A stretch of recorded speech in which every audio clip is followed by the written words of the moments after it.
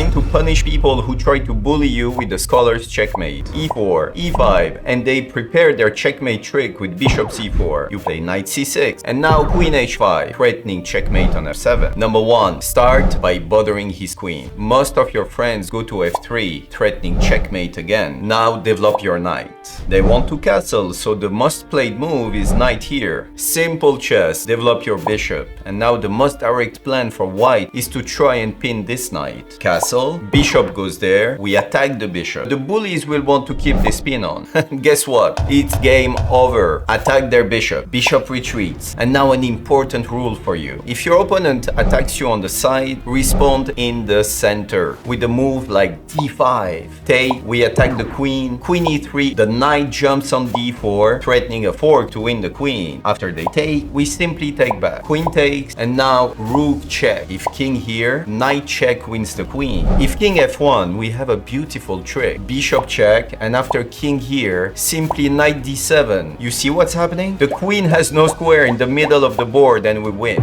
This is what happens when you are too greedy in the opening. Your friend starts with the king's pawn, and you're in the mood for a French defense. He takes the center, you counter, and now he goes for the French defense exchange variation. We take back, and he attacks the center. Everything is fine for white until now, but they lose in the next 3 moves. We develop the bishop to be able to castle next. Knight f3, castle, and now the first mistake, a3. If anyone knows why white played this move, let me know, because this move is missing salt and pepper for me. Black continues to play the best moves, putting their rook on the open file. And now white decides to become greedy and grab this, thinking black captures the knight, pawn takes, queen takes, and bishop here with a good position after castling on the next move. But this isn't poker. It's chess, my friends. There is no luck, and expect your friend to play the worst move. After knight takes pawn, you smash your friends with bishop b4. Checkmate.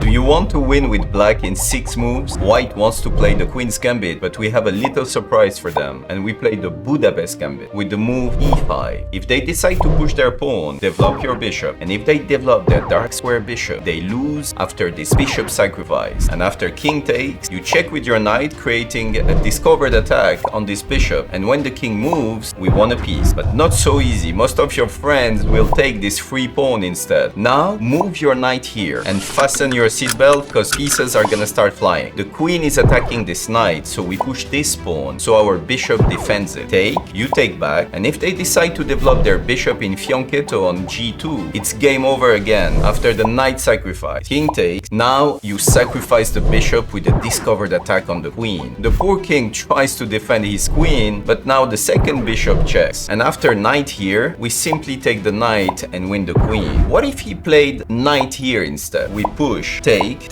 Most of your friends play this move automatically, because let's face it, it's annoying to have a knight there. But again, this was a trap. Knight takes the pawn, and after king takes, queen check, king here, queen check, king e4, sacrifice your bishop, and when he takes, how do you checkmate with black on the next move?